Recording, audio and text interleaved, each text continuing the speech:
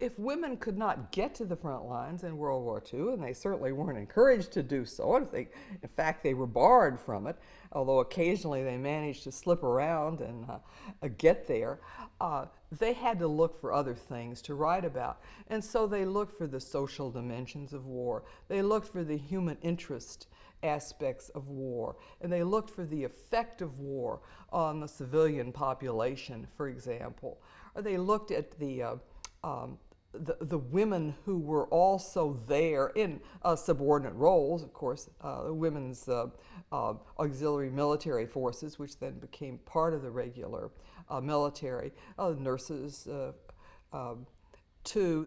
Because they were limited in what they could do, limited in the way they could go out with the troops, they made the best of what was around them. And they wrote stories that had social dimensions, stories that talked about war from the standpoint of the non-combatants, the standpoint of the families who were affected, the standpoints of the nurses, for example, who took care of the troops. So they were writing about war from a different way.